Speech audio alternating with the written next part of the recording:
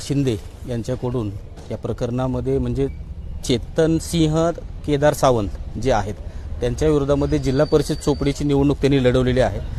त्या निवडणुकीमध्ये त्यांनी भ्रष्टाचार करून सदरची निवडणूक लढवली, जिंकली।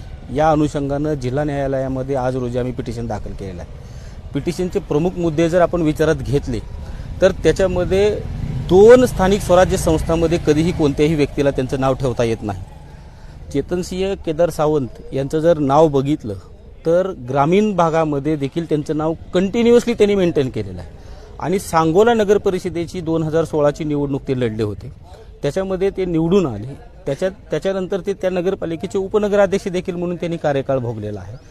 त्यांची पत्नी सध्या त्या ठिकाणातून निवडणूक लढलेली आहे, त्या देखील त्या ठिकाणी आज बिनविरोध निवडून आलेले आहे। त्यांच्या पत्नीचंही नाव ग्रामीण भागामध्ये आहे आणि यांचंही नाव ग्रामीण भागामध्ये आहे। याचा गैरफायदा घेऊन नगर परिषदेला त्या ठिकाणी मतदान तर त्यांनी केलंच, त्याच्या पलीकडे जाऊन त्यांनी ग्रामीण भागामध्ये जाऊन पुन्हा जिल्हा परिषदची निवडणूक लढवली। खरी म्हणजे हा गुन्हा देखील आहे, परंतु अशा पद्धतीने इलेक्शन लढवणं, राज्य निवडणूक आयोगाची त्या ठिकाणी मिसलीड करून निवडणूक लढवून भ्रष्ट आचरण केलं, 2 लोकल अथॉरिटीला एका वेळेला अशा पद्धतीचं नाव ठेवून निवडणूक लढवणं, त्याच्यामुळं जिल्हा न्यायालयामध्ये आम्ही पिटिशन केलेलं आहे। त्याच्यामधला एक ग्राउंड आहे, प्लस त्यांनी त्यांचं जे आसेट आहे शपथपत्रामध्ये दिलेलं, त्यांच्यावरती असलेली कर्ज, त्यांची असलेली मिळकत, त्यांच्या कुटुंबाची असलेली मिळकत ही परिपूर्णपणे त्यांच्या त्या शपथपत्रामध्ये नमूद केलेली दिसून येत नाही। 2 शपथपत्र आम्ही ज्या वेळेला कंपेअर केलं आणि पाहिलं तर त्याच्यामध्ये आम्हाला असं दिसून आलं की 2 शपथपत्रामध्ये देखील बराचसा फरक आहे।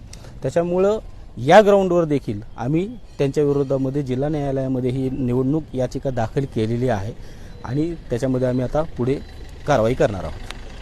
सध्याची निवडणूक लढली त्याच्याबद्दल म्हणजे त्याची निवडणूक रद्द व्हावी किंवा ती त्याबद्दल हो, त्यांची झालेली निवड रद्द व्हावी याच्यासाठी ही इलेक्शन पिटिशन दाखल केलेलं आहे।